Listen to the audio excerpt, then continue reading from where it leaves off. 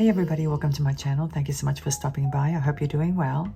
In today's video, we're going to do a quick unboxing of a very pretty box, Sam's Bead Box for the month of June. Now, if you're not familiar with Sam's Bead Box, I'll leave some information down below in the description section of this video, along with a link to the website and a coupon code in case you're interested. Once we finish the unboxing, we'll dive right into today's project.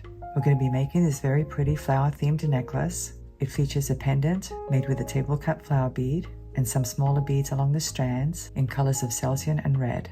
We're also going to make a matching pair of earrings. Whether you're a seasoned jewelry maker or just beginning, I know you're going to love this project. So let's go ahead and get started.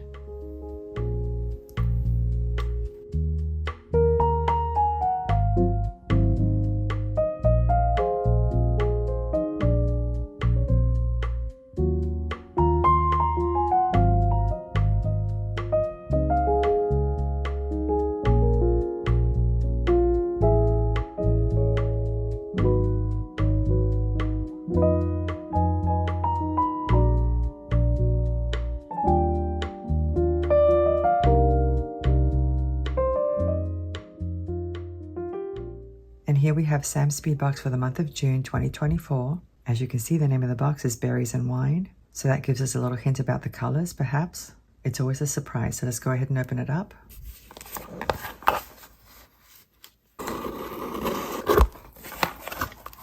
Let's see what it says. It says June is a lovely time of year in Northern California's Napa Valley. Sunshine fills the long summer days, a bounty of fresh fruit begins to ripen, and visitors come from around the world to kick off the region's high season.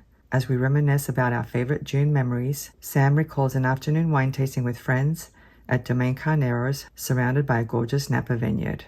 I think that's how you pronounce it, Carneros. But anyway, it says Rachel remembers the excitement of choosing the family's berries for the week at the farmer's market. Shira thinks fondly of the fabulous cherry pie and ice-cold limeades at the Cherry Festival every June. Inspired by these summer memories, the June box is rich with wine and berry tones. Our wine flight includes Cabernet Reds, Rose Pinks, and sparkling champagne paired with delectable garnet and amethyst. Favorites include the golden faceted coins, grape cluster focal, and filigree pendant. It says, as we usher in the start of summer, we hope you'll share what you make with the box in our Gem Chat Facebook group with the hashtag Sam's Bead Box June 2024. That sounds marvelous, it really does. And here's the list of all the contents. It looks like the retail value is $86. And then on the left is the retail value for each item. Let me pull it out. Here's my candy.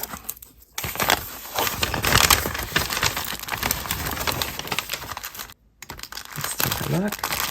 Wow, look at these rich colors. I'm seeing some really beautiful items. Let me pull them out. And how lovely are these? Oh my goodness, look at these. They look gorgeous.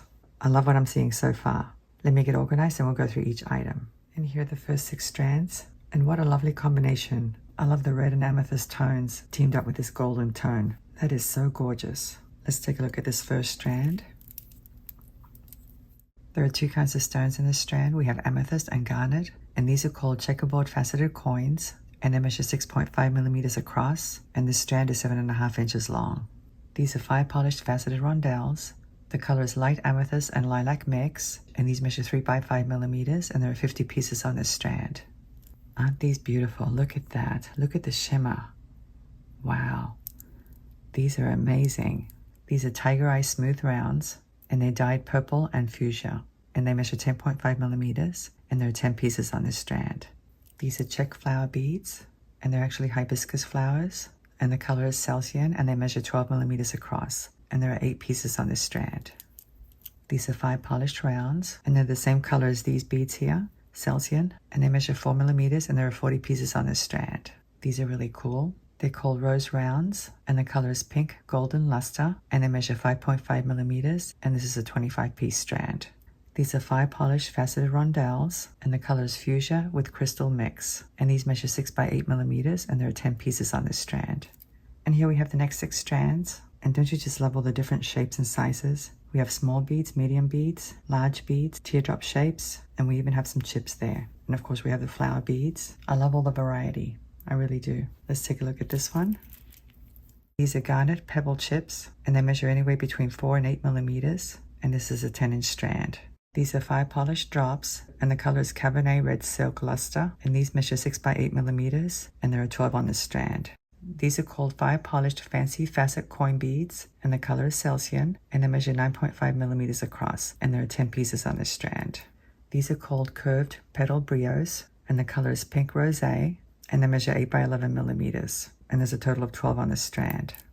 These are called andesine, and they're faceted rounds, and they're heated, and they measure 3.3 millimeters, and this is a 7.5-inch strand. These are called Fairytale flower beads, and the color is antique red with amber mix, and they have a copper wash, and they measure 11 millimeters across. I think they're a little bit transparent. I'm not sure. Let me get my light. They are a little bit transparent. They're really, really cool and very pretty.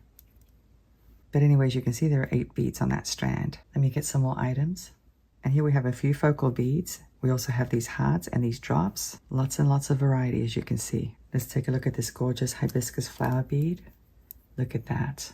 Isn't that beautiful? Oh my gosh. That is so pretty.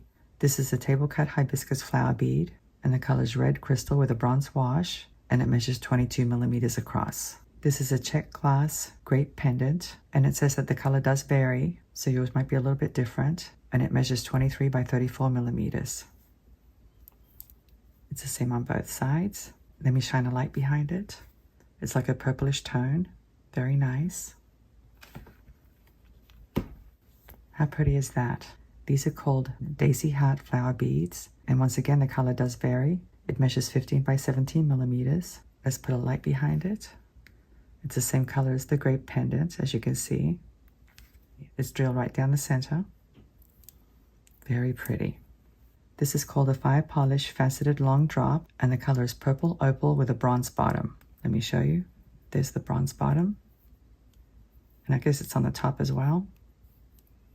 It measures 8.5 by 20 millimeters. Let me shine a light behind it. It's purple, but it also has a hint of red. Very gorgeous. And there's a total of 4, as you can see. This is called a blooming rose focal, and once again the color does vary. It measures 17.5 by 14.5 millimeters. There's the rose, as you can see. It's almost round, but not quite. And let me show you how it's drilled. That's how it's drilled. I like this shade of gold. Let me get some more items. Here are the last few items. I love combining garnet with bronze colors. It's so pretty. It kind of gives off a vintage vibe. Let me go ahead and put these on a rod.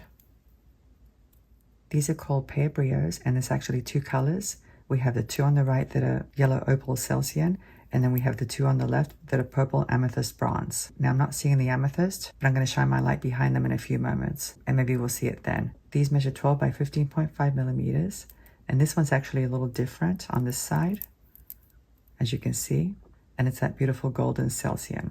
Let me get my light. I think you can see the amethyst now. Isn't that a rich purple color? Oh my gosh, that is so rich. I really like these. Let's take a look at these. These are called long diamond beads, and the color is garnet, and they measure 7 by 24 millimeters, and I only have 3 of them here, but there's a total of 6. Let me get my light. You can't really see it because they're so dark, but I think if you take these outside, you'd probably see that garnet color. These are Druck rounds, and the color is garnet luster, and they measure 6 millimeters across, and there's a total of 45. Let me get my light. I hope I'm not blinding everybody by shining the light towards the camera, but I wanted to show you the color. Once again, it's that beautiful red tone. This is a filigree coin pendant, and it measures 31 millimeters across. Let me show you the back. It's the same on both sides. How beautiful is this? It really is. And even though it's thin, it feels really substantial. These are called flower links, and they measure 15 by 21 millimeters. They're the same on both sides. And they feel substantial as well, just like the pendant. On the packet, it says they're made in Greece and they're lead-free. So that's good to know. So now that we've seen the contents, let's go ahead and jump right into the project. Here are the beads we're going to be using for today's project. Now for today's project, we're going to be using some craft wire. This is 20 gauge craft wire, and the color is hematite. but to me it looks more like a bronzy color. I really love to use this in my designs because it's a little bit more subdued than bright gold or bright silver. Now somebody did mention the other day that the hematite colored craft wire that they had was very different from mine. It could be due to the brand. This one's actually Wire Elements by Beadsmith, if you're curious. But anyway, I will list all the materials down below in the description section. I'll list the sizes, the colors, and everything. And I will be using a lobster clasp and some jump rings, but I'll bring those out later on. We're going to start by building the pendant. I have a flat head pin here. I'm going to slide on one of these beads and one of these flower beads, hibiscus flower beads,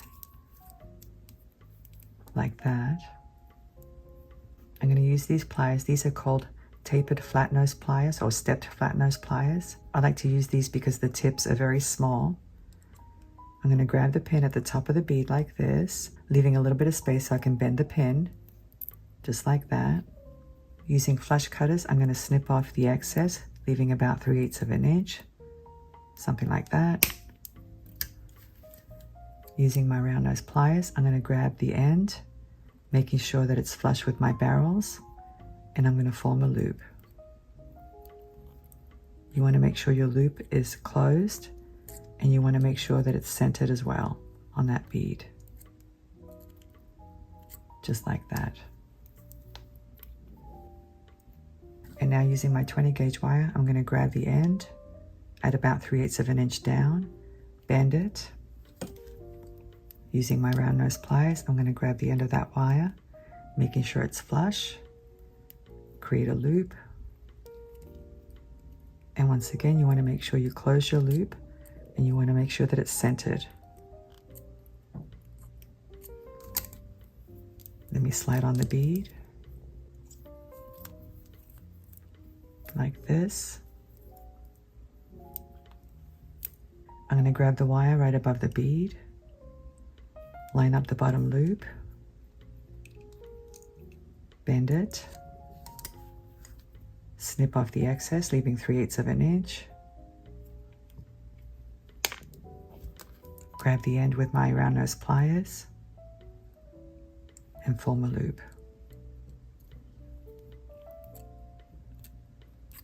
Let me center it and make sure that it's closed. Now, even though I lined up that bottom loop, I want to make sure my loops are facing the same direction. So that part's done. And my cat just jumped on my lap as usual. He likes to join me pretty much every time I film. Actually, every time I make jewelry, whether I'm filming or not. So let's go ahead and finish off this pendant. I'm going to open up this loop, slide the flower into it like this, and close it up. So there's my pendant.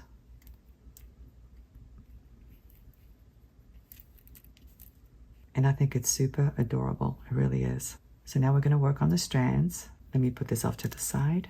And we're going to build some beaded components using these beads. Now these are going to be on their own separate piece of wire by themselves, but I'm going to create a third type of beaded component using these two beads. Let me go ahead and show you that.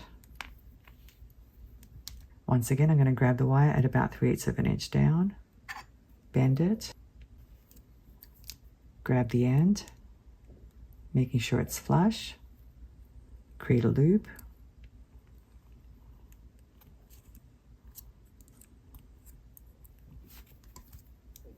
slide on one of these 4mm size beads, and now one of these, like that.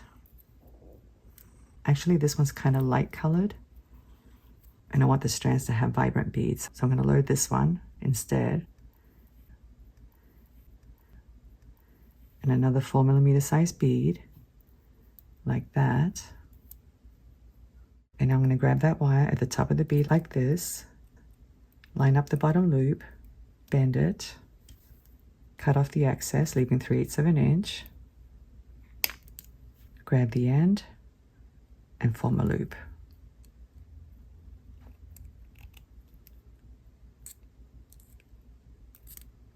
And now I'm going to make sure my loops are lined up.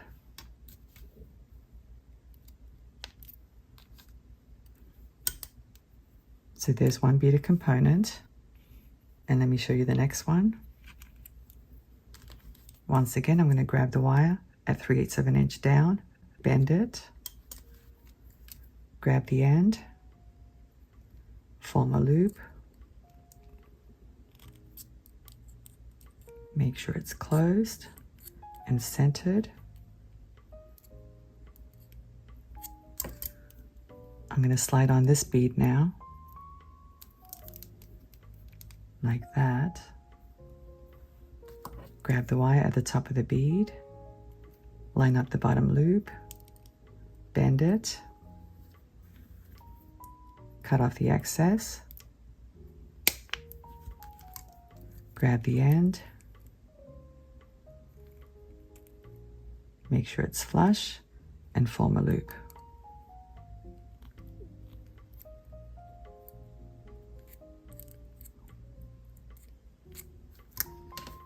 And now let me line up my loops.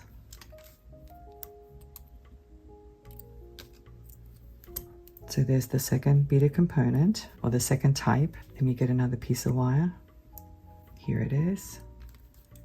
I'm going to grab it again, bend it. Make sure the end is flush with my barrels. Form a loop.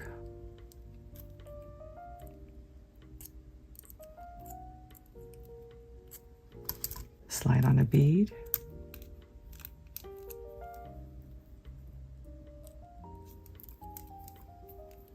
Like that.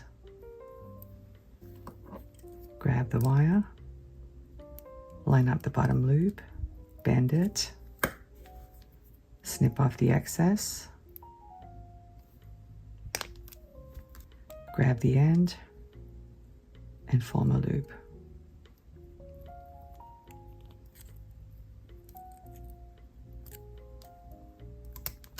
Let me line them up.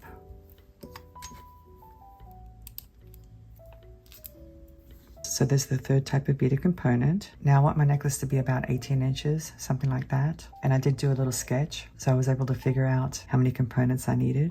Yours may be different depending on how long you want your necklace. So I'm going to build 6 of these, 4 of these, and 4 of these, for a total of 14 beaded components. And that way I'll have some beads left over for earrings, which means I'm not going to have enough to complete the entire necklace. So what I'll do is I'll finish the top of the necklace with these beads by themselves. Let me just go ahead and show you how to do one. It's the same thing. I'm going to grab the wire, maybe a little bit less than 3/8 of an inch because these beads are smaller. Bend it. Grab the end. I'm going to make a smaller loop.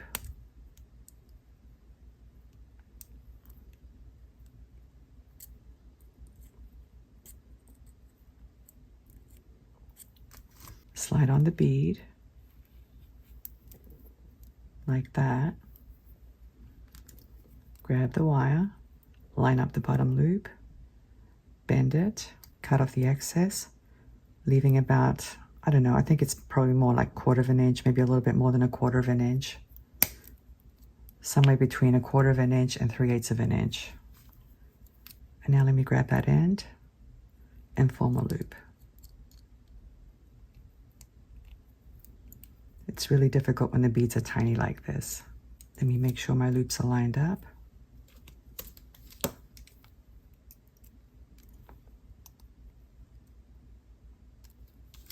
So there's the fourth type of beaded component for the top of the necklace. Now another alternative, if you wanted something longer, is to just use chain at the top, but I like beaded components better than chain. It's completely up to you. So once again, I'm going to build 4 of these, 4 of these, and 6 of these, and then however many of these I need to get the length that I want. And I don't want the video to be too long, so I'm going to do it off camera. And then when I come back, I'll show you how to connect them. And then once we do that, we'll connect the strands to the pendant. So I'll see you in a few moments. Okay, I'm back. As you can see, I built all my beaded components. And I haven't talked about how I came up with my design, so I'm going to go ahead and explain that. Usually what I do is I start with my focal, and then based on the color of the focal, I choose the rest of the beads. And what I like to do is I like to alternate colors. And in this case, I have 2 colors. I have the Celsian and I have the red. And then I'd like to have some other beaded component that complements those 2, and that's why I created these.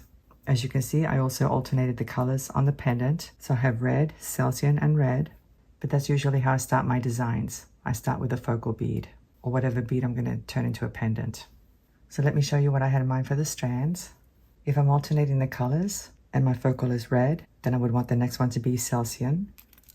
So that would be the first beaded component on the strand. And now since these have both colors, I'm going to go ahead and place one next, right next to the Celsian bead. And now I'm going to go ahead and use one of these next, like that. Let me just move this down a little bit.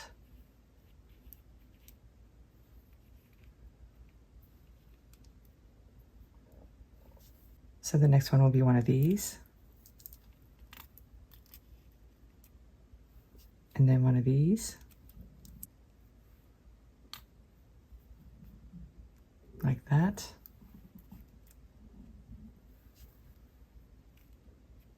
Let me just keep arranging the rest.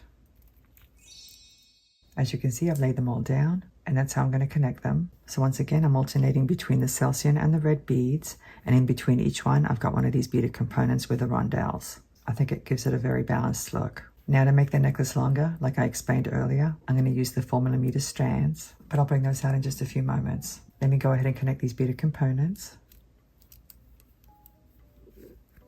I'm simply going to open up this loop, slide this one in, and close it. And now I'm going to open up this loop, slide the next one in, and close it. So let me keep going.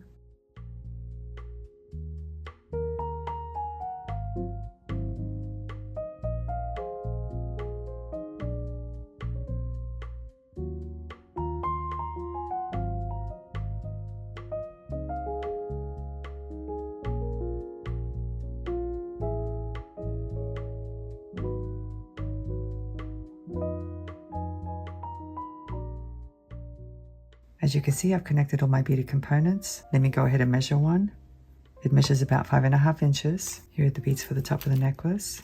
Each one measures about 4 inches. So the necklace will end up being between 19 and 20 inches by the time we add the clasp. But once we connect everything, I'm going to take the necklace to the mirror to see if that's the length that I want, because I may end up removing some of these beads. So now we just need to assemble the necklace. Let me start by connecting these strands for the top of the necklace.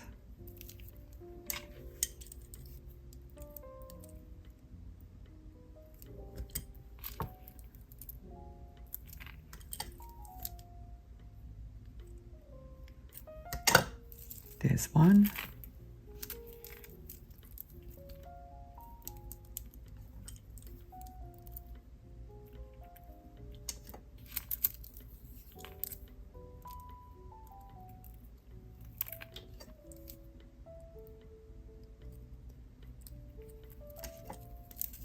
And there's the other one. And now to connect the pendant, I'm going to use a 7mm jump ring. Let me open it up.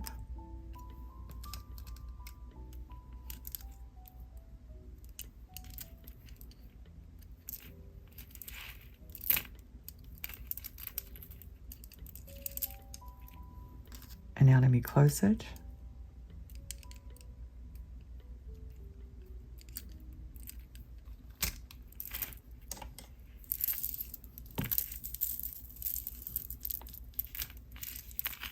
I think it looks really pretty. I love the colors. Here's a lobster clasp, and I have one 6mm jump ring and two 4mm size jump rings. Let me go ahead and open up one of the small ones.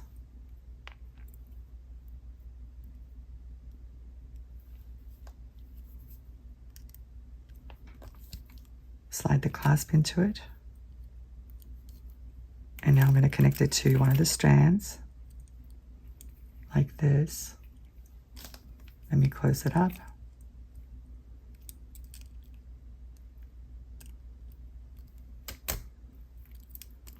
And now let me open up this one.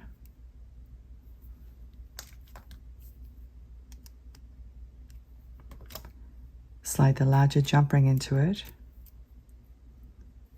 And slide the other strand into it as well, like that.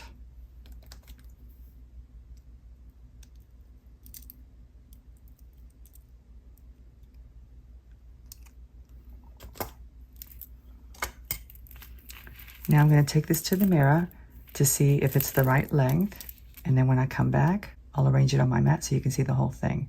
So I'll see you in a few moments. Well, I tried it on and it's the right length, so I'm not going to remove any of these beads. And by the way, there are 9 4mm beads on each strand, and there were actually a few left over from the box. So if you wanted something longer, you could definitely make it longer. But anyway, now we're going to make a pair of earrings. I've already made one. I basically used one of each kind. So I have a hibiscus bead, a fairytale bead, a rondelle, and a 4mm size bead. And I just stacked them one on top of the other. A very simple earring. So here they are on a flat head pin. I'm going to go ahead and bend it at the top, right where the bead is. Cut off the excess, leaving 3/8 of an inch approximately. And now with my round nose pliers, I'm going to grab the end and form a loop.